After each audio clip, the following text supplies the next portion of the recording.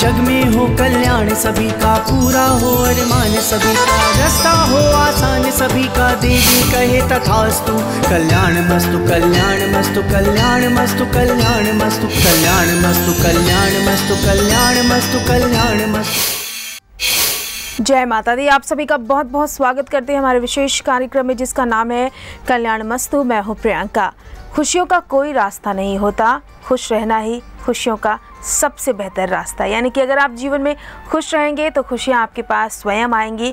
अगर आप सकारात्मक रहते हुए अपने जीवन को आगे बढ़ाते हैं तो जीवन में सब कुछ बेहतर हो जाता है। लेकिन अगर आपके मन में नकारात्मक विचार ज़्यादा हावी होते हैं तो आपके आसपास की जो परिस्थितियाँ हैं वो बेहतर नहीं होती हैं। लेकिन आपकी परिस्थितियों को बेहतर बनाने के लिए, आपको माँ का आशीर्वाद प्रदान करने के लिए हमारे साथ स्टूडियो में मौजूद है विश्वविख्यात ज्योतिषाचार्य एवं देवी उपासक आचार्य प्रमोद मिश्रा जी। तो चलिए आचार्य जी का स्वागत करते हैं और शुरुआत करते हैं कार्यक्रम की। आचार्य जी बहुत बहुत स्वागत है। जय माता। जय माँ कात्यायनी।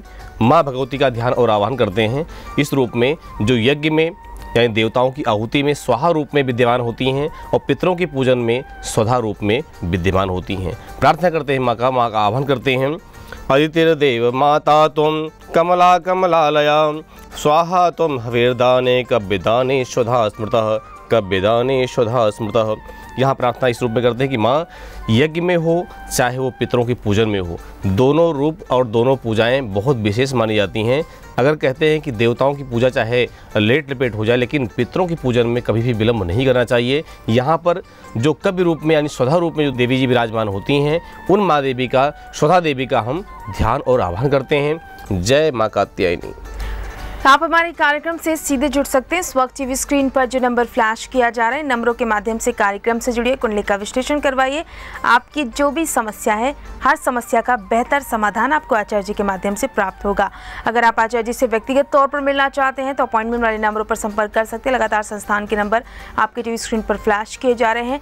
माँ का आशीर्वाद आपको प्राप्त हो जाए, आपके जीवन के सभी कष्ट दूर हो जाएं, उसके लिए सबसे बेहतर रास्ता है वैष्णवी कवच। अगर आप इस सिद्ध कवच को प्राप्त करना चाहते हैं तो संस्थान के नंबरों पर संपर्क कीजिए, अपनी डिटेल दीजिए, अपनी समस्या बताइए, फिर आपकी समस्या के अनुसार उस वैष्णवी कवच को सिद्ध किया जाएगा। कुछ मंत्र आपको प्रदान किए जाएंगे जिसे जब आप धारण करेंगे तो आपके जीवन में सकारात्मक चीज़ें शुरू हो जाएंगी और जीवन के कष्ट धीरे धीरे दूर होने लगेंगे। तो बहुत आसानी से प्राप्त करना, इन नंबरों पर आप संपर्क कर सकते हैं। अगर आप वैष्णवी वैदिक पत्रिका बनवाना चाहते हैं तो भी आप संपर्क कर सकते हैं। नंबर लगातार आपकी टीवी स्क्रीन पर फ्लैश किए जा रहे हैं। आज हम हस्तरेखा के माध्यम से संतान रेखा पर चर्चा करने वाले हैं। तो आइए चर्चा शुरू करते हैं। आचार्य जी, किस तरह से हम हस्तरेखा के माध्यम से संतान रेखा की स्थिति को समझ सकते हैं?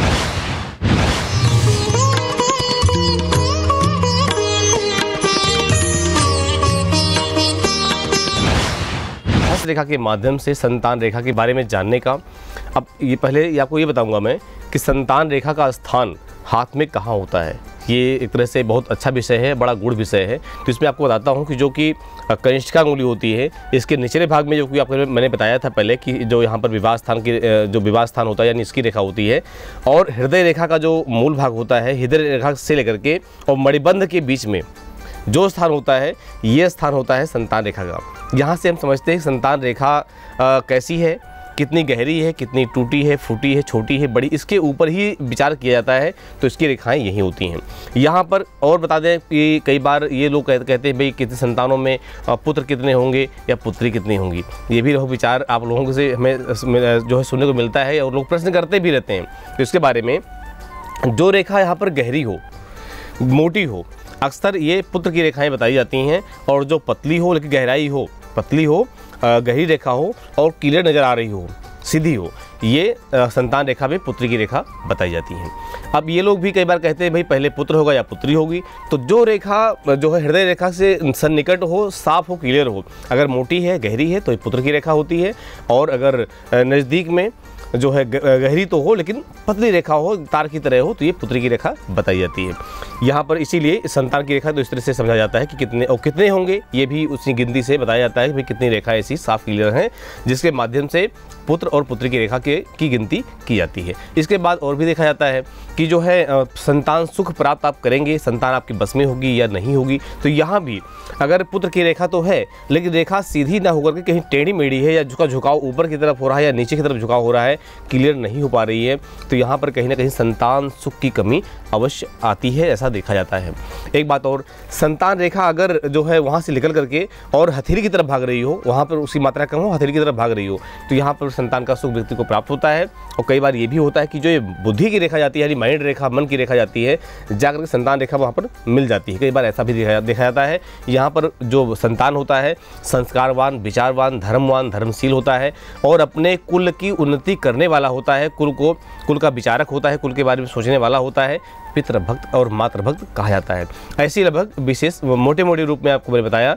इसमें अगर सूक्ष्म रूप से आप जानना चाहते हैं कि हाँ हस्तरेखा हमारी कैसी होगी, आपकी जन्मपत्री नहीं बनी हुई है, कोई दिक्कत आ रही है, या मतलब आप अपना भविष्य जानना चाहते हैं, तो आप ऐसे ही हस्तरेखा के माध्यम से आप अपना भविष्य जान सकते हैं। बड़ा साधारण और बड़ा सरल तरीका होता है जानने का। आपको ये भी ध्यान देना होगा कि हस्तरेखाएं समय के अनुसार बदलती रहती हैं। अगर कोई रेखा आज बनी हुई तो कोई ज़रूरी नहीं कि वो रेखा बराबर बनी ही रहेगी, उसमें छोटा मोटा उतार चढ़ाव होता रहता है। कब होता है? आपके कर्मों के आधार पर, आपके प्रारब्ध के आधार पर रेखाएं बदलती रहती हैं। तो रेखाओं का विश्लेषण आप जरूर करवाएं, जिससे कि आपको आपके आने वाले भविष्य के बारे में ज्ञान हो सके।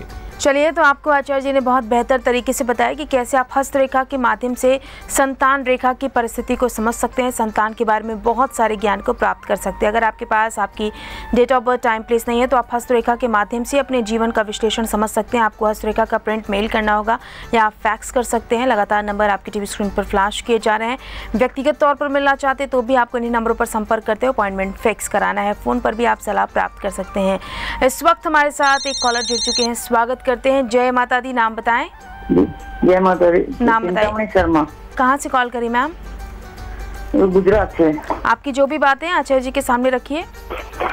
जी बताइए। प्रणाम आचार्य जी। जी, शुभ आशीर्वाद। कैसे हैं आप?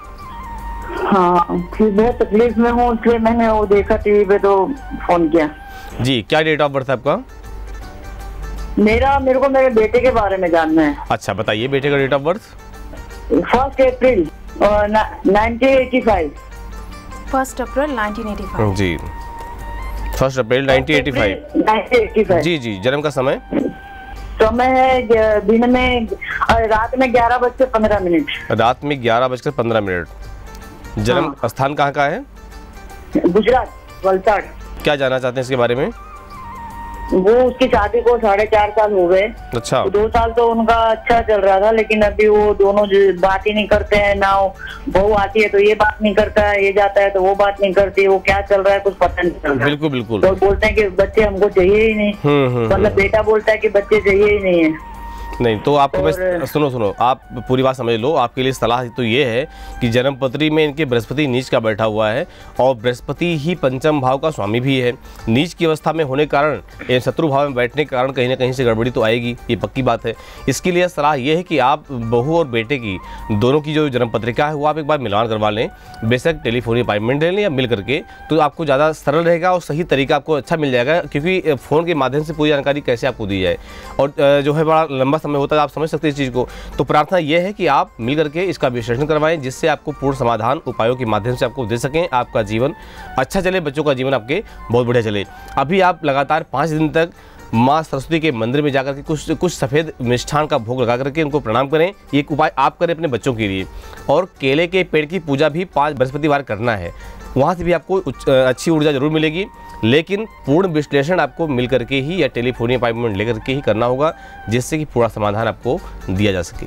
चलिए, तो हम भी आपसे यही कहना चाहेंगे, जिस हिसाब से आपने अपने बेटे की डिटेल आचार्य जी को प्रदान की थी, उसके अनुसार बहुत सारी परिस्थितियां ऐसी हैं जो विपरीत हैं और संतान को लेकर और वैवाहिक जीवन को लेकर बाधाएं दिखाई दे रही हैं। इसको अगर आप बेहतर तरीके से समझना चाहती हैं तो अपने बेटे और बहू दोनों की डेट ऑफ बर्थ कुंडली का विश्लेषण आचार्य जी के माध्यम से आप करवा सकती हैं। आप दूर रहती हैं तो आप चाहें तो फ़ोन पर भी बेहतर तरीके से सलाह प्राप्त कर सकते हैं, लेकिन इसके लिए आपको अपॉइंटमेंट लेना होगा। लगातार संस्थान के नंबर आपकी टीवी स्क्रीन पर फ्लैश किए जा रहे हैं। अगर आप अपॉइंटमेंट ले लेती हैं तो अपनी समस्या को खुलकर बताइए, फिर जो भी बेहतर समाधान आपके लिए लगेगा वो आचार्य जी आपको बताएंगे, उसे प्रदान किया जाएगा, जिससे परिस्थितियां बेहतर ज़रूर होंगी। ऐसे हम माँ से कृपा प्राप्त कर सकते हैं। माँ का आशीर्वाद अगर प्राप्त होता है तो जीवन की खराब से खराब परिस्थिति भी बेहतर हो जाती है। माँ के नाम में इतनी शक्ति होती है और माँ कभी भी अपने बच्चों को दुखी नहीं देख सकती है। हम भी चाहते हैं कि आपके जीवन में सुख की शुरुआत हो जाए और सुख की शुरुआत के साथ साथ दिन की शुरुआत भी हो चुकी है। दिन की शुरुआत के साथ साथ राशियों का हाल कैसा रहने वाला है, किस तरह से अपने दिन को शुभ और बेहतर बना सकते हैं, सुखी बना सकते हैं, आचार्य जी से जानते हैं। तो आचार्य जी आपसे जानना चाहेंगे शुरुआत की 4 राशियों के लिए आज का दिन कैसा है? मेष राशि वालों को आज ध्यान देना है कि आज आपकी लंबी यात्रा के योग बन रहे हैं। साथ में संतान के पक्ष में कुछ विपरीत परिस्थितियां हैं, यानी कुछ कष्ट आने की संभावना पूरी दिखाई दे रही है। पत्नी से आज प्रेम आपका अच्छा रहेगा, दिन बढ़िया बीतेगा। उपायों की अगर बात करते हैं तो माँ सीता को कुछ मिष्ठान का भोग लगाना आपके लिए बहुत बढ़िया रहेगा। वृष राशि वालों, आज वाहन दुर्घटना के संयोग बन रहे हैं। वाहन बड़ी सावधानी से चलाएं। साथ में यात्रा लंबी हो सकती है, उसमें भी आपको ध्यान देना होगा क्योंकि यात्रा कष्टकारी भी दिखाई दे रही है। सब मिला के आपका दिन आज ठीक नहीं है। उपायों की अगर बात करते हैं तो आज पीपल के पेड़ की पंचोपचार गंध पुष्प धूप दीप नैवेद्य की पूजा करें, जिससे कि आपका दिन जो भी जैसा भी बीते अच्छा बीते। अब बात करते हैं मिथुन राशि की। आज आपका दिन विशेष बेहतर है, अच्छा है। आज कहीं विशेष इंटरव्यू के लिए जा रहे हैं तो वहाँ सफलता आपको जरूर मिलेगी। आज विशेषकर किसी कीमती वस्तु को प्राप्त करने का संयोग बन रहा है, इसके लिए दिन आपका अच्छा है। पुराने मित्र भी आपको आज आपसे मिल सकते हैं, आपका सहयोग दे सकते हैं। उपायों की अगर बात करते हैं तो आज भगवान कार्तिकेय को चौमुखी दीपक लड्डू का भोग लगाना आपके लिए बहुत अच्छा रहेगा। दीपक जलाना भी अच्छा रहेगा। प्रणाम करें, आशीर्वाद लें। बात करते हैं कर्क राशि की। आज आपका दिन बहुत ही बढ़िया है।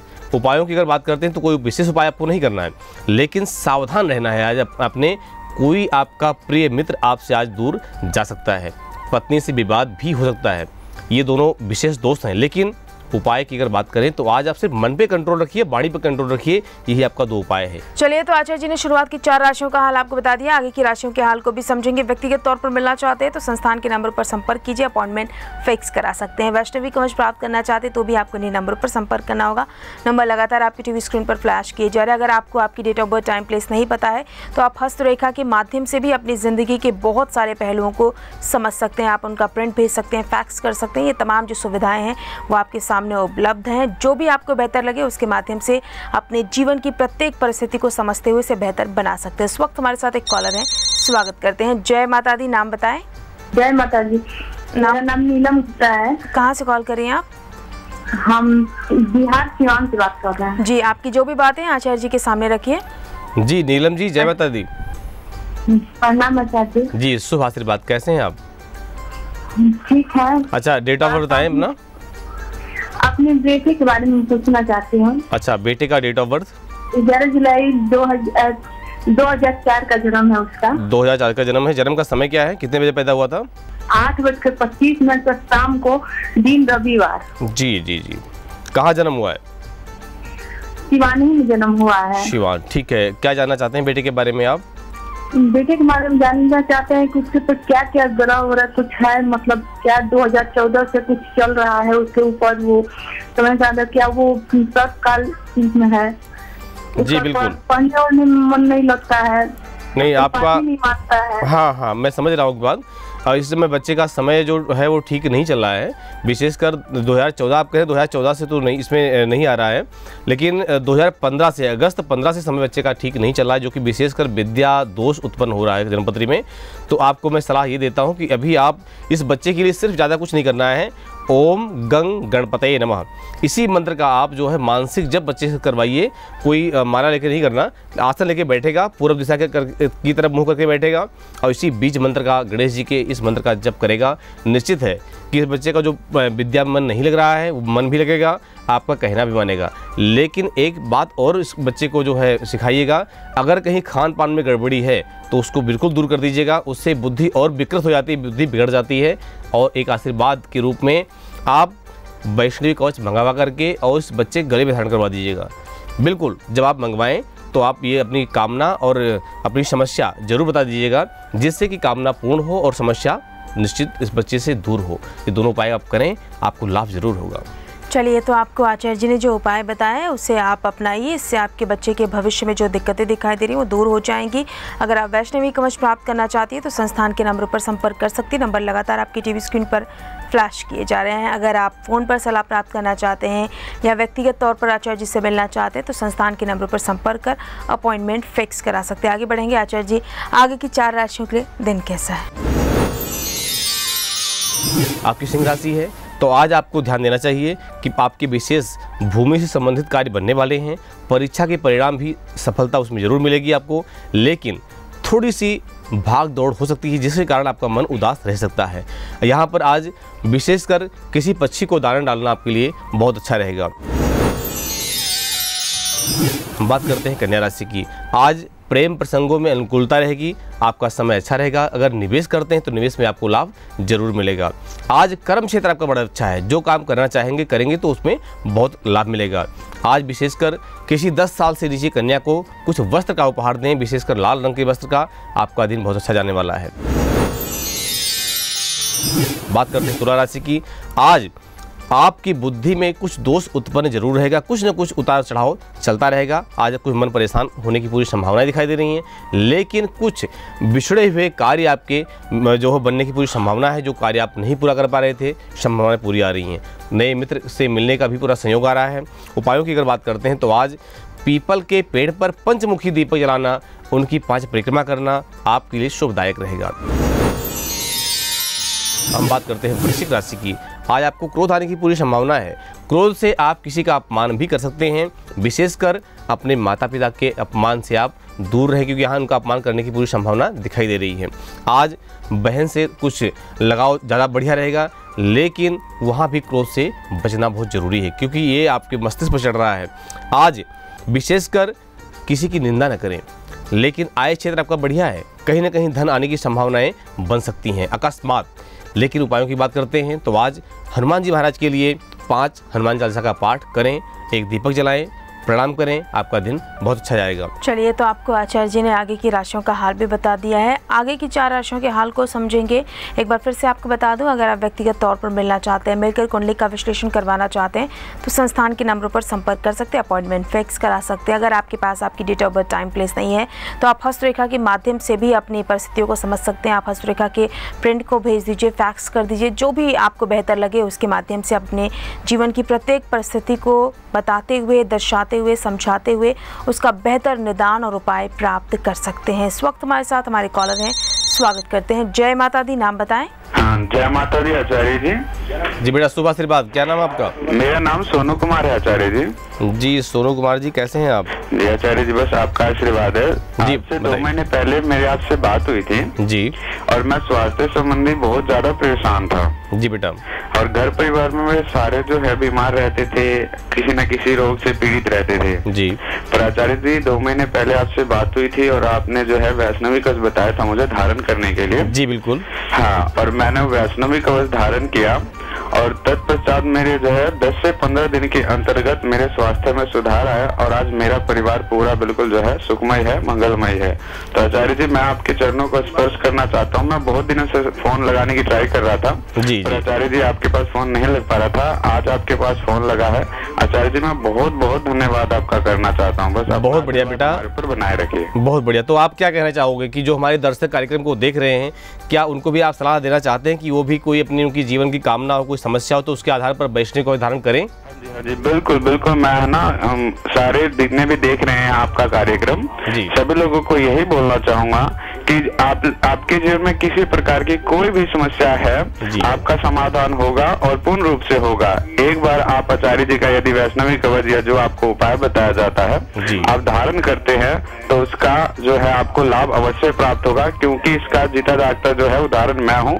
और कुछ दिन पहले मैं भी जो है इसी प्रकार से आप लोगों की तरह पीड़ित था, परंतु आचार्य जी ने मुझे राह दिखाया और मैंने उस राह को अमल किया और आज मैं जो है वो मंगलमय सुखमय जीवन व्यतीत कर रहा हूँ। बिल्कुल बेटा, ये आपका जो है आपका विश्वास है और विश्वास के साथ आप बोल रहे हो, क्योंकि आपका कार्य बना, यानी आपने जो विश्वास के साथ वैष्णवी कवच को धारण किया, धारण करने के मात्र 15 दिन में आप बता रहे हो कि आपका कार्य बन गया, यानी आपके घर से जो समस्याएं थी, क्लेश, दुख थे, स्वास्थ्य की समस्या थी, वो आपसे दूर हुई। तो बेटा ऐसे आप करते रहो, निश्चित है कि आपकी आस्था, आपका विश्वास जीवन में रंग जरूर लाएगी और ला रही है। यहाँ बेटा एक उपाय आप और है कि जब भी अष्टमी तिथि आए तो कुछ न कुछ माँ के मंदिर में आप दान जरूर करें, चाहे वो फल का दान हो, मिष्ठान का दान हो, कैसा भी दान हो, या कन्याओं को भोजन कराना हो। अष्टमी को आप जरूर माँ से जुड़े रहें। निश्चित है कि आने वाले भविष्य में भी आप सकारात्मक जीवन जिएंगे, आपका भविष्य बहुत अच्छा जाएगा। चलिए, तो जिस तरह से इन तमाम लोगों को वैष्णवी कवच के माध्यम से फ़ायदा मिल रहा है, ऐसा ही फ़ायदा आप भी प्राप्त कर सकते हैं सिद्ध कवच के माध्यम से। अगर आप इसे प्राप्त करना चाहते हैं तो संस्थान के नंबरों पर संपर्क कर सकते हैं। वैष्णवी वैदिक पत्रिका बनवाना चाहते हैं तो भी आपको संस्थान के नंबरों पर ही संपर्क करना होगा। नंबर लगातार आपकी टीवी स्क्रीन पर फ्लैश किए जा रहे हैं। व्यक्तिगत तौर पर मिलना चाहते हैं या फिर फ़ोन पर सलाह प्राप्त करना चाहते हैं तो संस्थान के नंबरों पर कॉल कीजिए, अपॉइंटमेंट फिक्स कराइए। आपकी ज़िंदगी की सारी परेशानियाँ धीरे धीरे आपके जीवन से दूर चली जाएंगी। आगे बढ़ेंगे आचार्य जी, आगे की 4 राशियों के लिए दिन कैसा है? धनु राशि वाले, आज आपका विशेष लंबी यात्रा का प्लान बन सकता है, लेकिन साथ में सावधानी भी बहुत ज़रूरी है। आप अगर परिवार सहित जाते हैं तो विशेषकर उसमें से कोई बिछड़ने की संभावना भी बन रही है उस यात्रा के दौरान। ये थोड़ा सा आप ध्यान रखें। आज खाने का विशेष मन करेगा, खान पान में ध्यान रखेंगे आप, लेकिन पेट का स्वास्थ्य बिगड़ सकता है। पेट की जो गड़बड़ी आपको हो सकती है, इस पर भी ध्यान रखना होगा। आज उपायों की अगर बात करते हैं तो आज आपके लिए उपाय ये है कि चने की दाल 1.25 किलो की मात्रा में दान करेंगे, आपका दिन बढ़िया जाएगा। बात करते हैं मकर राशि की। आपकी मकर राशि है तो आज यात्रा के दौरान विशेषकर वाहन से संबंधित कुछ नुकसान होने के संयोग बन रहे हैं। विशेष कुछ ऐसी कीमती वस्तु लेने का संयोग आपका बनेगा, लेकिन पत्नी से प्यार आपका अच्छा रहेगा। संतान से संबंधित कुछ लगाव बढ़िया रहेगा। उपायों की अगर बात करते हैं तो शनि देव का पूजन करना एवं काली वस्तु का दान करना आपके लिए बढ़िया रहेगा। बात करते हैं कुंभ राशि की। आपकी कुंभ राशि, आज आपके लिए दक्षिण दिशा की यात्रा का थोड़ा निषेध करना चाहिए, और जाना पड़ रहा है तो सर्वप्रथम पहले पूरब की तरफ 10 कदम चल करके फिर यात्रा करें, अच्छा रहेगा। आज पुराना कोई विवाद चल रहा है, उसके सुलझने का समय आ गया है, नज़दीक समय है, आज वो सुलझने का पूरा संयोग बन रहा है। इष्ट मित्र से मुलाकात होने के पूरे संयोग हैं। आज शमी के वृक्ष की अगर पूजा करते हैं तो दिन आपका बढ़िया जाएगा। बात करते हैं मीन राशि की। आज पत्नी से विवाद जरूर करेंगे, संतान से विवाद हो सकती है, लेकिन आपके कोई पुराने इष्ट मित्र आपसे बिछुड़ सकते हैं। धन से संबंधित दिन आपका बहुत ही बढ़िया है, बहुत अच्छा है। भाग्य आपका आपके साथ दे रहा है, भाग्य आपका साथ है। अगर आज बात करते हैं उपायों की तो आज भगवान नारायण को 5 मीठे लड्डू यानी बेसन के लड्डू का भोग लगाना, उनको प्रणाम करना, आशीर्वाद लेना बहुत ही अच्छा रहेगा। चलिए, तो आचार्य जी ने 12 राशियों का हाल आपको बता दिया। जिन जिन राशियों के लिए जो जो उपाय बताए, दिन को शुभ और बेहतर बनाने के लिए उसे प्रयोग में लाकर आप इसका लाभ उठा सकते हैं। अगर आप वैष्णवी कवच प्राप्त करना चाहते हैं तो संस्थान के नंबरों पर संपर्क कर सकते हैं। आचार्य जी से व्यक्तिगत तौर पर बातचीत करना चाहते हैं या फिर मिलना चाहते हैं तो भी आपको इन्हीं नंबरों पर संपर्क करते हुए अपॉइंटमेंट फिक्स कराना है। आचार्य जी आज हम हस्तरेखा के माध्यम से संतान रेखा की स्थिति को समझने का प्रयास कर रहे हैं। अगर इस रेखा में कोई दिक्कत दिखाई देती है, कोई परेशानी है, तो इसे कैसे दूर किया जाए? जी बिल्कुल, संतान रेखा में कोई परेशानी चल रही है, किसी प्रकार की परेशानी हो, कैसी परेशानी आ रही हो और आपको लगता है कि हाँ संतान दोष जीवन में चल रहा है, तो आपको उपाय बताता हूँ। ये उपाय बड़ा सटीक है, बहुत बढ़िया उपाय है। इसके माध्यम से संतान दोष से मुक्ति आप प्राप्त कर सकते हैं। इसमें क्या करना होता है, एकादशी के ठीक दूसरे दिन सायंकाल के समय एक व्रत आता है जिसका नाम होता है प्रदोष व्रत। प्रदोष व्रत अक्सर कामदेव का व्रत होता है, जो देवताओं में जो है विशेष कामनाओं की उत्पत्ति करते हैं कामदेव। तो कामदेव का व्रत यानी त्रयोदशी का व्रत करके, प्रदोष का व्रत करके आप संतान से संबंधित दुख से निवारण आप प्राप्त कर सकते हैं, यानी इस दुख से छुटकारा आप प्राप्त कर सकते हैं। इस व्रत में यही नियम होता है कि शाम को सायंकाल के समय व्रत करना चाहिए। भगवान शिव का विधि विधान एवं श्रद्धा विश्वास पूर्वक पति पत्नी मिलकर के दोनों मिलकर के पूजन करें, आसन लेके ही पूजा करें। जितना श्रद्धा विश्वास आपका रहेगा, कहते हैं कि जो है यस्य भावना तस्य सिद्धि बहुत तादसी, जैसी आपकी भावना होती है वैसी ही सिद्धि आपको जल्दी जल्दी प्राप्त हो जाती है। इस व्रत को करें, संतान से संबंधित दुख और कष्टों का निवारण निश्चित होगा ही। चलिए, तो आचार्य जी ने जो उपाय बताए, अगर आप इसे प्रयोग में लाते हैं तो संतान को लेकर जो भी दिक्कत दिखाई दे रही है वो दिक्कत हमेशा हमेशा के लिए दूर हो जाएगी। ज़्यादा जानकारी चाहते हैं तो संस्थान के नंबरों पर संपर्क कर सकते हैं, अपॉइंटमेंट फिक्स करा सकते हैं। वैष्णवी कवच प्राप्त करना चाहते हैं तो भी आपको इन्हीं नंबरों पर संपर्क करना होगा। आचार्य जी, आप लगातार दुर्गा सप्तशती का पाठ करें तो मैं चाहूँगी कि आगे के पाठ को आरंभ करें। जी बिल्कुल, हम लोग इस समय प्रवेश कर चुके हैं द्वितीय अध्याय में, उसी में यात्रा चल रही है द्वितीय अध्याय में ही। और यहाँ पर जो ज्ञान मेधा ऋषि राजा सूरत और समाधि नाम के वैश्य को दे रहे हैं, उन्हीं के माध्यम से ये ज्ञान आज आपको हम प्रदान कर रहे हैं। यहाँ पर कहते हैं कि यथावृत्यम तयोस्तद्वन महिषासुर चेषितम त्रिदशा कथयामासु देवाभिभव विस्तरम शूरेन्द्रान्निलिङ्गूनां यमस्य वरुणस्य च अन्येषां चाधिकारान् सा स्वयमेवाधितिष्ठति स्वर्गा निराकृता सर्वे तेन देवगणा भुवि विचरन्ति यथा मृत्या महिषेण दुरात्मना एतद्वः कथितं सर्वं मरारि विचेषितं शरणं वह प्रपन्नः स्म विधस्तस्य विचिन्तिताम्। यह कहते हैं कि जब जो है महिषासुर आदि राक्षसों ने जब इंद्रासन खाली करा दिया और स्वयं इंद्र बन बैठा, वहाँ पर सारे देवता भागे भागे ब्रह्मा जी के शरण में आते हैं और ब्रह्मा जी से प्रार्थना करते हैं। कहते हैं भगवान, महिषासुर ने तो जो इंद्र, सूर्य, अग्नि, वायु, चंद्रमा, वरुण ये सब देवता थे, इनका अधिकार छीन लेकर के स्वयं उनका अधिकारी बन बैठा है और ये सारे देवता इधर उधर भटक रहे हैं। कहता है ना, सूर्येन्द्राम निरंदूराम यमस्य वरुणस्य, यमराज को भी, यमराज की गद्दी भी छीन ली है, वरुण की गद्दी भी छीन ली है, सभी की गद्दी छीन करके और सबको आज स्त्रीहीन बना दिया है, सबको जो है गुफाओं में छुपने लायक बना दिया है। इस तरह महाराज आप मेरी सहायता करें और हम आपकी शरण में आए हैं। इस तरह से सारे देवता आज मनुष्यों की तरह पृथ्वी पर भ्रमण करते हैं, भटक रहे हैं इधर से उधर, तो महाराज आप मेरी सहायता करें, हमें क्या करना चाहिए? ऐसी प्रार्थना देवता लोग भगवान ब्रह्मा जी से कर रहे हैं। चलिए, तो माँ का आशीर्वाद आपको मिल चुका है, आचार्य जी ने पाठ किया है, इसके ज़रिए आप जुड़कर माँ के आशीर्वाद को प्राप्त कर सकते हैं। अगर आपको माँ का आशीर्वाद बहुत आसानी से प्राप्त करना है तो आप वैष्णवी कवच को प्राप्त कर सकते हैं, उसे अपने गले में धारण कर सकते हैं या फिर अपने घर में स्थापित कर सकते हैं। जो पूजा का स्थान है वहाँ पर स्थापित करके माँ का आशीर्वाद प्राप्त कर सकते हैं। लगातार संस्थान के नंबर आपकी टीवी स्क्रीन पर फ्लैश किए जा रहे हैं। आचार्य जी, दर्शकों के लिए विशेष उपाय में क्या है आपके पास?